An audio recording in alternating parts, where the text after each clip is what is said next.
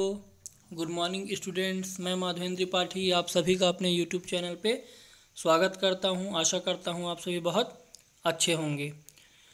हमने क्लास 8 के history chapter के सेकेंड यूनिट के बारे में डिस्कशन स्टार्ट किया था और हमने स्टार्ट किया था कि कौन कौन से अलग अलग जो कंट्रीज़ थी या अलग अलग जो यूरोपियन कंट्रीज़ थी जो इंडिया में आई और किस तरीके से भारत से व्यापार क्या है स्टार्ट हुआ, या फिर कह सकते हैं कि भारत के लिए समुद्री मार्ग की खोज करने वाले जो विदेशी थे वो इंडिया में आ रहे थे। तो हम लोगों ने पढ़ा था कि जो वास्को डिगामा था, पुर्तगाली यात्री है ना, जो पहली बार जो फर्स्ट यूरोपियन जो समुद्री मार्ग से भारत आया था। तो पुर्तगीज़ आए, पुर्तगीज़ के बाद डच आए, डच के बाद डेनिश आए। तो ये दो तीन है ना, हमने पढ़ चुका था कि ये दो तीन है ना यूरोपियन जो कंट्रीज़ थी वो क्या है इंडिया में व्यापार करने के लिए आई है ना। अब आगे आज हम है ना इंग्लिश ईस्ट इंडिया कंपनी के बारे में क्या है डिस्कशन करेंगे कि कैसे जो ब्रिटिशर्स थे या जो इंग्लिश ईस्ट इंडिया कंपनी थी वो इंडिया में आई। तो देखिए दिया हुआ है, the English East India company sir Francis drug a British navigator captured a Lisbon bound Portuguese ship इन 1579। तो जो अंग्रेज़ों का एक व्यक्ति था सर फ्रांसिस ड्रक, इसने क्या किया है ना, जो ब्रिटिश नेविगेटर था, इसने लिस्बन में है ना एक जगह है ना, वहाँ पर क्या किया, पुर्तगीज शिप को क्या किया, कैप्चर क्या है किया 1579 में। This lot which include a few maps. और जब उसने इस है ना ठीक है शिप को देखा तो उसके अंदर उसको कुछ मैप क्या है दिखाई दिए। Revealed the secret of India's wealth and disclose the sea route of India via Cape of Good Hope है ना। तो यहाँ पर उसने देखा है ना ठीक है कि, और यहाँ पर जो सीक्रेट था इंडिया का कि इंडिया के पास कितना पैसा है, और इंडिया का जो सी रूट है ना जो केप ऑफ गुड होप से होकर के जाता है, उसका जो सीक्रेट था वो अंग्रेज़ों को भी क्या है पता चला है ना ठीक है किस तरीके से है ना होता है। अब केप ऑफ गुड होप की यदि आप बात करेंगे तो वर्ल्ड मैप को आप जब देखेंगे तो यहाँ पर ये इंडिया मिलेगा आपको है ना, लेकिन नीचे आपको यहाँ पर अफ्रीकन कॉन्टिनेंट मिलेगा, इधर यूरोप मिलेगा है ना। तो इधर यूरोप से होते हुए है ना ये आया है ना, तो यही जो मार्ग था है ना इसी को केप ऑफ गुड होप आप लोग है ना जान सकते हैं। वर्ल्ड मैप में ये आपको और अच्छे से देखने को मिलेगा। तो अभी तो नहीं है, बट जब क्लासेस होंगी तो वहाँ पे देखेंगे है ना। तो ये अंग्रेज़ों को यहाँ से क्या है पता चला कि इस मार्ग से भारत में जाया जा सकता है और बहुत प्रॉफिट होगा। Consequently the English queen Elizabeth first encroached many safe years to undertake the task of going to India. और इसको देखते हुए ना इसके फलस्वरूप जो इंग्लिश क्वीन थी है ना, रानी थी जो एलिजाबेथ, उसने क्या किया, बहुत सारे जो सी फेयर्स थे या जो नाविक थे उनसे संपर्क क्या है स्टार्ट किया और बोला कि आप इंडिया में क्या है जाइए। इन 1600 the English East India company was formed by the group of businessman है ना। और 1600 ईस्वी में इंग्लिश ईस्ट इंडिया कंपनी क्या हुई स्टैब्लिश हुई, जिसमें बहुत सारे बिजनेसमैन जो लोग थे उनको शामिल करके इसको बनाया गया था।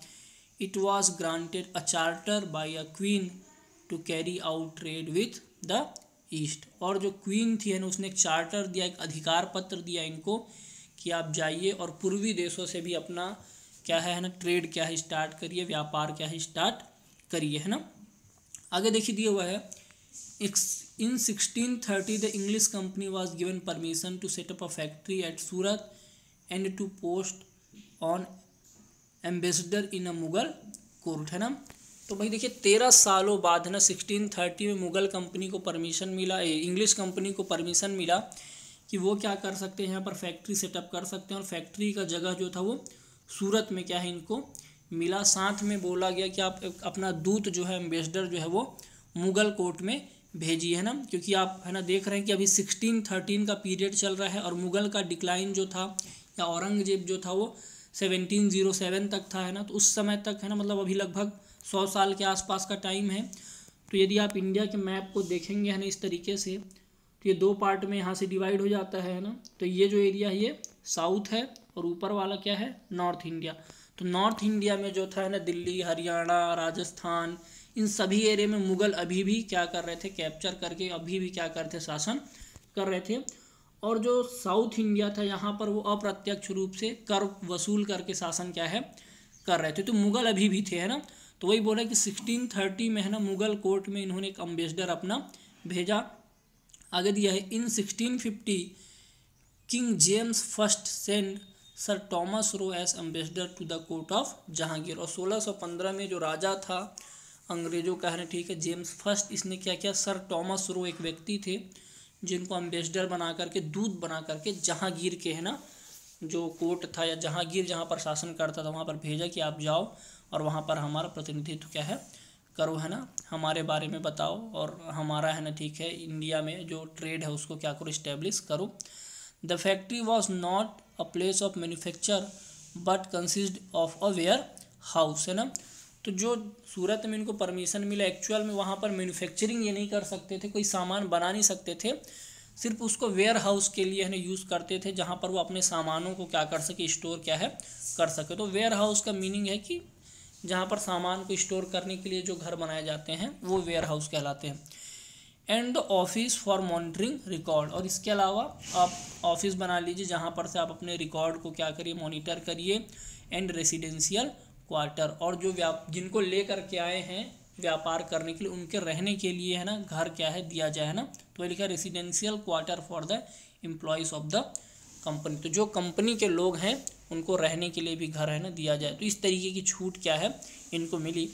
आगे the English East India company succeed in getting a फिरमेन और royal decree from the Mughal emperor Farrukhsiyar in 1717 that allowed them concession in Bengal and some other area. सब एक मेजर चेंज क्या है, देखिए 1630 चल रहा है, अब आगे सीधा यहाँ पर ये जंप करके कहाँ आ गया, 1770 में, है ना। तो देखिए इतने 100 सालों में चेंज क्या हुआ। सबसे पहला चेंज तो ये हुआ कि मुग़ल जो पावर थी वो डिक्लाइन हुई, औरंगजेब के बाद है ना कोई शासन करने वाला सही शासक था नहीं। उसी में एक शासक था मुग़ल एम्पीरियर, नाम था उसका फरुखसियर। तो बताया जाता है कि फरुखसियर के गले में है ना क्या है, बहुत बड़ा है ना घाव हो गया था जो ठीक नहीं हो रहा था, और वो अपना सर इस तरीके से हिला डुला नहीं पा रहा था, देख नहीं पा रहा था, वो सीधा ही रहता था, ऊपर नीचे और आगे पीछे नहीं कर पाता था। तो बताया जाता है कि एक अंग्रेज है ना डॉक्टर आया और उसने क्या किया, इसकी जो बीमारी थी इसको ठीक कर दिया, जिससे है ना ये बहुत प्रसन्न होता है, खुश हो जाता है फरुखसियर, और एक फिरमन और रॉयल डिक्री है ना एक फरमान देता है या हुक्मनामा क्या है इंग्लिश ईस्ट इंडिया कंपनी को, ये फरुखसियर जो है वो देता है और अलाउ करता है कि आप क्या है बंगाल और बहुत सारे एरिया में क्या करिए, व्यापार करिए, और अलाउ के साथ साथ उनको कंसेशन भी क्या है देता है। तो फिरमन या रॉयल डिक्रीज का मतलब है हुक्मनामा या फरमान। तो ये फरुखसियर जो है वो हुक्मनामा या फरमान क्या है इनको देता है कि आप लोग जाइए और व्यापार क्या है करिए, है ना। आगे केस स्टडी है जिसके बारे में बस थोड़ा सा हम लोग और आगे पढ़ लेते हैं, फिर पढ़ेंगे केस स्टडी को क्या है ये। आगे देखिए दिया हुआ है, in 1639 Madras on a eastern coast was granted to the company by a local ruler, ना 1639 में क्या हुआ है ना, जो मद्रास था ना ईस्टर्न कोस्ट में था है ना, वहाँ के जो रूलर थे उनसे भी इनको क्या मिला, परमिशन मिला। A factory build there was named Fort Saint George, है ना। तो एक फैक्ट्री है ना यहाँ पर उन्होंने मद्रास में क्या की, इस्टेब्लिश की, सेंट जॉर्ज फोर्ट फैक्ट्री क्या है इस्टेब्लिश की, है ना। कहाँ पर की, ईस्टर्न कोस्ट, है ना। तो मद्रास कहाँ मिलेगा आपको, है ना, इधर मिलेगा, है ना, ठीक है। तो ईस्टर्न कोस्ट में है ना, ठीक है, ये ईस्ट है और ये वेस्ट है ना। तो जो सूरत है, गुजरात है, ये सब वेस्टर्न कोस्ट में है, लेकिन ईस्टर्न में है ना मद्रास आपको क्या है मिलेगा। तो यहाँ पर इनको क्या है मौका मिला कि वो क्या करें, है ना, अपना फैक्ट्री क्या इस्टेब्लिश करें। तो वहाँ पर उन्होंने एक फैक्ट्री इस्टेब्लिश की, नाम था Saint George Fort. In 1651 it was allowed to have a trading post on bank of Hooghly river in Bengal at Calcutta. इसके बाद 1651 में इनको परमिशन मिलता है कि ये अपने ट्रेडिंग जो पोस्ट है वो कहाँ, बंगाल में इस्टेब्लिश करे, कलकत्ता में। कहाँ पर, बैंक ऑफ हुगली रिवर है। तो जो हुगली जो रिवर थी बंगाल में, एक रिवर का नाम है हुगली जो बहती थी, वहाँ पर भी इनको परमिशन मिला कि कलकत्ता बंगाल में आप हुगली रिवर के आसपास अपना फैक्ट्री इस्टेब्लिश करिए। और इसका नाम क्या था भाई, देखिए, where it build a fort and named it Fort Saint William, और सेंट विलियम यहाँ का नाम था। तो याद रखेंगे, कलकत्ता में सेंट विलियम और मद्रास में सेंट जॉर्ज फोर्ट का किला है ना इन्होंने क्या किया, इस्टेब्लिश किया। In 1668 Bombay was granted to the company by English ruler Charles second who had received it as dowry in marriage with the Portuguese princess, है ना। अब देखिए 1668 में बॉम्बे भी क्या है कंपनी को मिलता। अभी तक याद रखेंगे ब्रिटेन यहाँ पर रूल नहीं कर रहा है अभी तक। यहाँ पे कंपनी जो है वो क्या कर रही है, व्यापार कर रही है, जिसका नाम है ब्रिटिश ईस्ट इंडिया कंपनी। तो यहाँ पर जो आपको यहाँ पर लाइन दिया हुआ है, तो देखिए यहाँ पर एक शब्द मिल रहा होगा, मैरिज विथ पुर्तगीज प्रिंसेस है, तो लिखा हुआ है Charles second who had received it as dowry, है ना। तो दावरी जो था, दहेज जो प्रथा थी, है ना, जो भारत में ही नहीं चलती थी, यहाँ पर भी चलती थी, है ना। तो होता क्या है, थोड़ा सा आप याद रखेंगे, थोड़ा सा पीछे मैं आपको लेकर के चलता हूँ कि 1661 में, है ना, पुर्तगाली जो प्रिंसेस थी, जो यहाँ पर लिखा भी हुआ है पुर्तगीज प्रिंसेस, पुर्तगाली प्रिंसेस कैथरीन जिसका नाम था, इसकी जो शादी है ना, वो क्या है, ब्रिटेन के जो राजा थे, है ना, या ब्रिटेन का जो प्रिंस था चार्ल्स सेकेंड, इससे क्या हो जाती है, शादी हो जाती। ईयर क्या था, 1661। और शादी जब होती है तो जो पुर्तगाली लोग थे ना, उन्होंने क्या किया, अंग्रेज़ों को मुंबई जो था वो दहेज में क्या है दिया। देखिए भैया ना, मुंबई जैसा है ना शहर को इन्होंने क्या कर दिया, दहेज में क्या है दिया। और जब 1661 में मिला तो बाद में कुछ सालों बाद, है ना, कब, 1668 में, है ना, जो बॉम्बे था उसको कंपनी को, है ना, ग्रांट किया गया कि अब आप यहाँ से भी क्या है, व्यापार क्या है करेंगे, है ना। तो देखिए भैया ना, उस समय भी दावरी सिस्टम, दहेज प्रथा था, और है ना मुंबई को, है ना, क्या किया गया था, दहेज में दिया गया था, है ना। तो अंग्रेज़ों को मुंबई जो था वो दहेज में मिला था, है ना। तो इस तरीके से जो ब्रिटिशर्स थे उन्होंने इंडिया में क्या है, अपना पाँव जमाना स्टार्ट किया, या अपना व्यापार जो था वो इस्टेब्लिश क्या है किया। आगे देखिए आ रहा है, the French East India company formed in 1664। तो भारत आने वाली जो सबसे अंतिम कोई यूरोपियन कंट्री थी या व्यापारिक कंट्री थी, वो फ्रांस थी, जो 1664 में आई। The French East India company establish trade settlement at Surat, Machilipatnam, Chandernagore, Balasore, Mahe and Pondicherry, है ना। तो ये अलग अलग, है ना, जगह का नाम है ना, ठीक है, कि इसने सूरत में, फिर मछलीपट्टनम में, फिर चंद्रनगर में, बालसोर में, माहे में और पौंडीचेरी में अपना, है ना, प्रभुत्व या अपना, है ना, फैक्ट्री क्या है, इस्टेब्लिश क्या है करना फ्रांस के लोगों ने क्या है स्टार्ट किया, है ना। तो अंतिम आए थे, और इसके पहले जितने भी थे, पुर्तगीज थे, डच थे, डेनिश थे, सब धीरे धीरे इंडिया से जा चुके थे, क्योंकि ब्रिटिशर्स यहाँ पर इस्टेब्लिश हो चुके थे, है ना। आगे देखते, company had its naval base in the Indian Ocean, in the island of Mauritius and Reunion, है ना। तो जो कंपनी थी उसने अपना जो नेवल बेस था, समुद्री जो बेड़ा था या जो कैंप था, वो कहाँ पर, इंडियन ओशियन, जो आपको दिख रहा होगा हिंद महासागर, जो भारत के नीचे का एरिया है, ये यहाँ पर का जो समुद्री एरिया है हिंद महासागर, है ना, इंडियन ओशियन, यहाँ पर दो जगह था, एक था मॉरिशस जो इधर कहीं पे आपको मिलेगा, और दूसरा एक था रीयूनियन, है ना, एक जगह है दूसरा, है ना, जो फ्रांस के आसपास पड़ता है। तो ये जो आइसलैंड था, मॉरिशस और रीयूनियन में अपना नेवल बेस क्या है इस्टेब्लिश किया गया था। But due to a distant location it was not very helpful to the French officer sustained, है ना। लेकिन दिक्कत क्या थी कि ये जो लोकेशन थे, मॉरिशस और रीयूनियन जो जगह थे, ये बड़े दूर थे, है ना, या कह लो इंडिया से बहुत दूर थे। इस कारण, है ना, ठीक है, यहाँ पर जो लोग वर्क कर रहे थे फ्रांस के, उन या जो फ्रांस के ऑफिसर्स थे, उनके लिए बहुत ज़्यादा यूजफुल या हेल्पफुल क्या है नहीं था, क्योंकि दूरी बहुत ज़्यादा थी, है ना। आगे दिया है, with the coming of Dupleix as the governor of French factory in India the French power increased considerably, है ना। लेकिन जब डुप्लेक्स, है ना, जो फ्रांस का एक गवर्नर था, वो जब भारत आता है डुप्लेक्स, तो इससे जो फ्रांस की जो, है ना, ताकत थी वो बहुत ज़्यादा क्या हो जाती है, बढ़ जाती। तो आपको दो लोग दिख रहे होंगे यहाँ पर, डुप्लेक्स, तो ये फ्रेंच गवर्नर था, फ्रेंच गवर्नर, और रॉबर्ट क्लाइव, है ना, तो ये एक्चुअल में इंग्लिश, है ना, क्या था, इंग्लैंड का क्या था, गवर्नर था, है ना। तो ये दोनों की फ़ोटोज़ यहाँ पर दी हुई हैं। तो इस तरीके से, है ना, जो फ्रेंच थी कंपनी वो यहाँ पर इस्टेब्लिश होती है, या अंतिम यूरोपियन जो कंट्री थी फ्रांस, वो इंडिया में आती है ना। आगे देखिए दिया है, कंपनीज स्ट्रगल फॉर टेरिटरी। अब कैसे, है ना, ठीक है, यहाँ पर कंपनी ने, है ना, अपना, है ना, शासन बनाने के लिए कैसे अलग अलग स्टेट से झगड़ा किया था, इसके बारे में है। लेकिन इसके पहले हम थोड़ा सा ऊपर चलते हैं, है ना, क्या, कहाँ चलते हैं ऊपर में, केस स्टडी एक दी हुई है, Anglo French rivalry Karnataka war map location of the region. तो अंग्रेज और फ्रांस के बीच में एंग्लो फ्रेंच राइवलरी, है ना, अंग्रेज और फ्रांस जो थे उनके बीच में कैसे युद्ध यहाँ पर छिड़ता है, और फिर कौन अंतिम रूप से जीतता है, इसके बारे में है।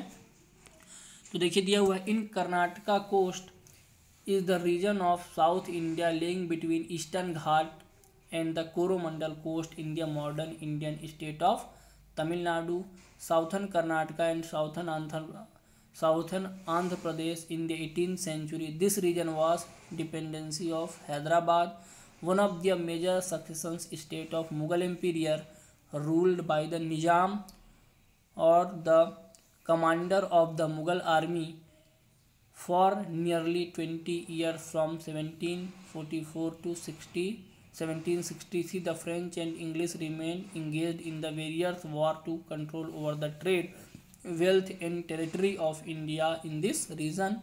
In all three, Karnataka war were fought between these two parties due to following region and circumstances. तो बता रहा है जो कर्नाटका है वो आपको ईस्टर्न घाट है ना जो है और कोरोमंडल कोस्ट के बीच में मिलेगा। तो ईस्टर्न घाट मीन्स है ना इधर गुजरात से महाराष्ट्र का जो एरिया है इसको ईस्टर्न घाट बोलते हैं, बीच में आपको कर्नाटका मिलेगा, फिर कर्नाटका के बाद केरला और तमिलनाडु है ना। तो तमिलनाडु का जो तट है जिसको कोरोमंडल तट है ना कोस्ट बोलते हैं, जो यहाँ पर लिखा भी हुआ कोरोमंडल कोस्ट है ना। तो ईस्टर्न घाट और कोरोमंडल कोस्ट के बीच में कर्नाटका का कोस्ट है। In the modern Indian state of Tamil Nadu, तो वही लिखा Tamil Nadu modern state, southern Karnataka, Karnataka का जो दक्षिणी एरिया था, साउथर्न आंध्रा, जो आंध्रा का भी दक्षिणी एरिया था। अब क्या था, in the 18th century this region was dependence of Hyderabad, one of the major succession state of Mughal emperor है ना। 18th सेंचुरी में एक्चुअल में ये जो रीजन था वो हैदराबाद के ऊपर डिपेंड था, क्योंकि हैदराबाद जो था वहाँ पर मुगलों का शासन था और मुगल में भी निज़ाम जो थे मुगल उनका यहाँ पर शासन देखने को मिलता था।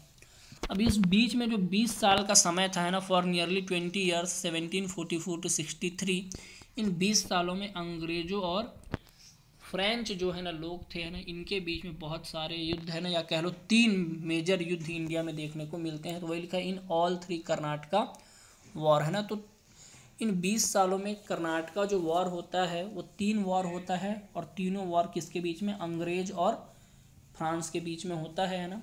और इन तीनों वॉरों के क्या रिजल्ट होते हैं उसके बारे में भी आगे डिस्कस किया गया। तो याद रखेंगे 20 साल तक है ना, 20 वर्षों तक ये युद्ध कंटिन्यूसली नहीं चलता, बीच बीच में फिर रुकता था, फिर 1-2 साल बाद स्टार्ट हो जाता था है ना। तो देखिए ना क्यों हो रहा था ये वॉर इन दोनों के बीच में। तो दिया है the decline of central authority is that Mughal in India in the 18th century led to the local ruler trying to increase their area of control.